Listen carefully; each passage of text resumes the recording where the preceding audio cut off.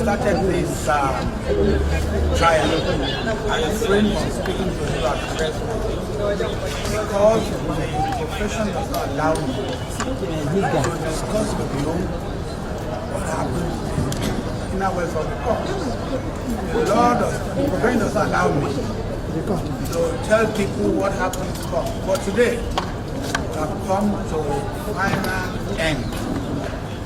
This guy, your head is inside now. Bend down small. And therefore, his head is entering now. His head is inside the shop. I want to appreciate the judiciary. To remember, just last Monday, the president was saying, at any time when Nigeria is in big trouble or things, the judiciary has always come to the aid to salvage Nigeria. Again, the judiciary has salvaged Nigeria from the laws, from oppression, prescribed IPOB.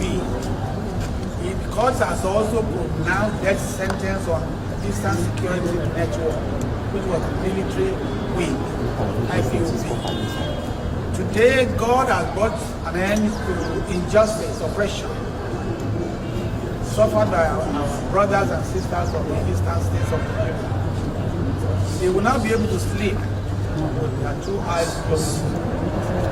What is important is that every Nigerian must consider issue of security as his personal business. When you look away, when you compromise, or when you show fear, you are encouraging the miscreants, the vandals, the criminals, terrorists to fester. This issue ought not to have festered for that long. Nigeria is our own country. We have no other country we can call our own. Secondly, it is our responsibility as Nigerians to help the government by way of information to have during trial information concerning how several heads of human beings were used to bury somebody who is a criminal. So just because people are afraid, we all must be courageous enough to confront terrorism, criminality, and all sort of things. I know that, political insinuations or perspective will be put to this matter. I was in court in there when somebody was saying, oh, Yoruba, oh, Hausa, oh, Igbo. We are all Nigerians. We must love one another. We must not compromise the security of the country on the basis of those primordial sentiments. So I congratulate Nigeria today for seeing the end of this, and let it be a warning. Those who may think they are bigger than Nigeria. Nigeria is bigger than every one of us. The law is bigger than every one of us. And the law will take its course to deal with miscreants, to deal with terrorists, to deal with criminals. You know, all of us are victims when we keep quiet. All of us are victims when we don't do what we ought to do. Therefore, let everybody be a Nigerian. Thank you. Today will forever live in infamy. Today is the only day I have witnessed a man being convicted for mere buffering, for what he said from his mouth, not what he did with his own hands. The verdict is not consistent with the evidence laid before the court. The sentence is overbroad, cruel, and unusual. How can you convict a man for making mere broadcasts from a location that was never named, and he never started that broadcast to any single incident of violence, or even someone slapping someone, not to talk of terrorism? He did all this. He didn't lay any evidence. I don't know where this whole verdict can be grounded in law, logic, or facts. We disagree with the judgment vehemently, and we are going to fight it from here onwards until justice is done.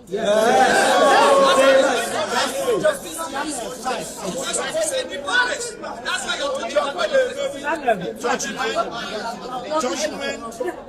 politics is based on some tribal, primordial sentiments. Just because Mazi Nnamdi Kanu is Igbo. An Igbo man has become the person in Nigeria that should be trampled upon. I'm not saying this because I'm Igbo. I'll say it for the house of Yoruba who gets trampled upon. But today we saw an Igbo man being trampled upon, and by God Almighty, we are not going to allow it. It will not stand. Nobody is going to trample on me. Nobody is going to trample on Nnamdi Kanu. Mazi Nnamdi Kanu is not a terrorist. He's a man that was pursuing change.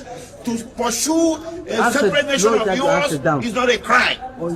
So in Nigeria today, if somebody says don't be silly, you get convicted. Mazi Nnamdi Kanu may broadcast, and so what? And you convict him for terrorism for mere words in the Federal Republic of Nigeria. What kind of precedent is being laid? So from here, we are heading to the Court of Appeal. The Court of Appeal is the only court in this country, or the next court in this country, that sits as a jury. We are going to approach justices there to check out what happened in court today. And we are pretty sure the justices will agree with us that today was the symbol of the travesty of justice that everybody has been suspecting all along. If the Court of Appeal disagrees with us, we head to the Supreme Court. But by God Almighty, Mazi Nnamdi Kanu is not going to stand convicted. Is going to get overturned. Thank you. First of all, I want to talk to the Igbos that nobody should take laws into your hand. I'm assuring you, this judgment is predicated on anger. Thank God that the judgment was streamed live and everybody watched it. You will see the anger in delivering the judgment, and it's not predicated on law. Now, I also want to let you know that this charge, that the investigation that gave rise to this charge was not investigated, because Mazi Nnamdi Kanu's purported statement was rejected by this court, and they did not tender any document as investigation report. That is to say, the investigation was not, the offense was not investigated. Having said that, also something that happened in court today, Mazi Nnamdi Kanu filed a matter in Court of Appeal, and he's asking, my lord, that particular matter I filed in Court of Appeal anchored on this particular issue. Please, can you just suspend this judgment? Let Court of Appeal direct what to do. My lord refused. Now, on the issue of anger, you journalists will bear with Mazi Nnamdi Kanu. Government, Nigerian government, and the judiciary are not fair to Mazi Nnamdi Kanu. What do I mean? Nnamdi Kanu was given judgment by Court of Appeal. Federal government refused to comply with that judgment given by Court of Appeal until after 8 days before the appeal against it. When we get to the Supreme Court directed the prosecution what to do. Amend this particular charge. Nnamdi Kanu was saying that, please, can you amend this charge? They refused. With the combined effect of all this, I'm assuring you that this judgment will not stand. And the Court of Appeal will do justice to it. Now, I also want to plead with judiciary. Nnamdi Kanu is representing himself, because the court has given the prosecution a blanket order to detain Mazi Nnamdi Kanu wherever they want. They should detain Mazi Nnamdi Kanu where we have access to file his appeal, because he has 90 days to file his appeal. And the judge said that the judgment will be ready in the next 15 minutes. I also enjoyed the media. We have the record of proceedings from the day till today. I want you to check the record of proceedings and evidence tendered, reconcile it with the judgment. Now you now see what we are talking about. You are bringing British into this matter, bringing America into this matter. You are now trying to so that the British and America will be against Mazi Nnamdi Kanu. Something that was not an issue, that was never tendered, that was never given evidence on, and they are raising the issue. So this is a judgment against the Igbos. This is a judgment against the good people of Southeast, and it's because of Mazi Nnamdi Kanu is an Igbo. You cannot give this kind of judgment to a northern. You cannot give it to a southwestern. You cannot give it to another tribe in Nigeria apart from the Igbos. And we are going to start against it because it has happened in this country against some other persons, including Abiola. The Igbos join hands together to fight against it. Why should we be our own time and everybody's sitting at home? It's unfair. Thank you. Which law says you can try me an unwritten law? Show me, you cannot show me, and you're a judge. You claim you're a judge. You don't know law. You don't know law. Nonsense. Where is the family written address? Where is it? Which law gave you the right to waive my family written address? Which law gave you that right? Nonsense. You want to take your Chinese? You want to take your place and drive with me? You want to what you are doing this time? You tell you what is not doing here? What are you doing here? What are you doing here? What are you doing here, Master? What are you doing here? Don't touch me, don't push me. I'm going, don't touch me. I'm warning you, don't touch me. I'm warning you, don't touch me. Don't touch me. Don't touch me. I said, don't touch me. Don't. Smart people. You don't know law. Show me where it says you can hold my right to run address. Show me the law. Show me the law. Show me the law. You don't know law. They are removing you. You're writing rubbish. Show me the law. On address. Affidavit. You say you are doing their job for them. The death penalty globally is now being frowned upon by the international community. Consequently, and in the interest of justice, I hereby sentence the convicts to life imprisonment for the said counts 1, 4, 5, and 6 instead of death sentence. Life is sacred to God. With respect to count 3, he is hereby sentenced to 20 years imprisonment without no option or fine. For count 7, he is sentenced to 5 years imprisonment without no option or fine.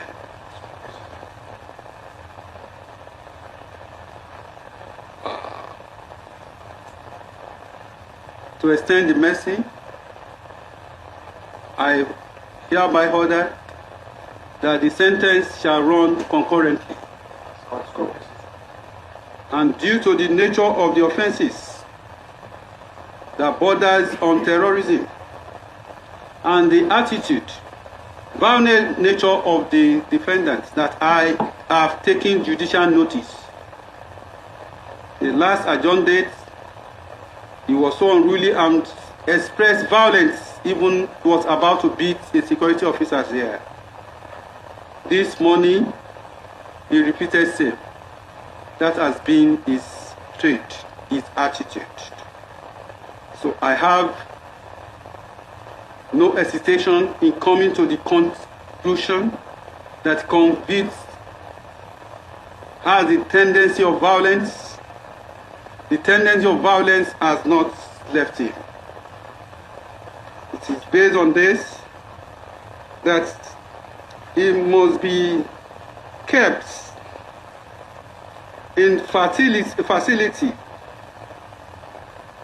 that is suitable for his custody, as putting him in Kuje Correctional Center may not be appropriate. And also,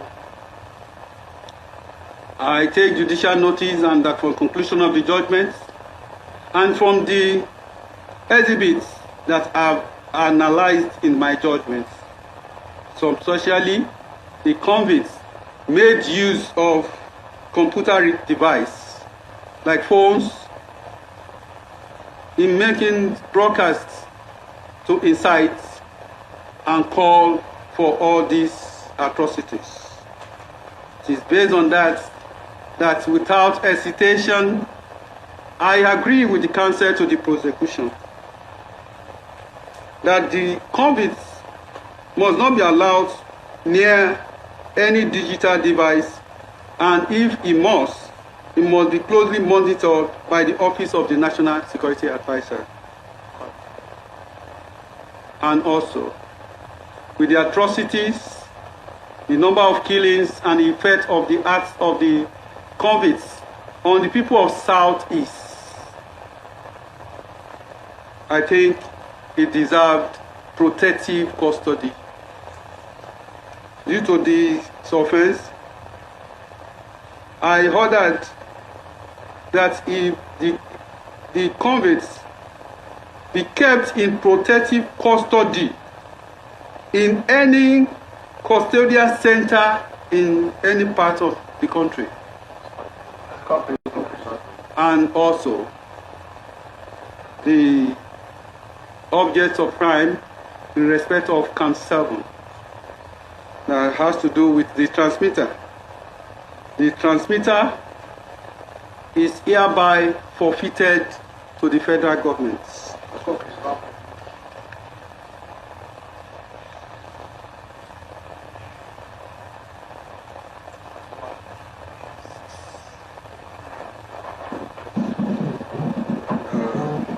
Thank you.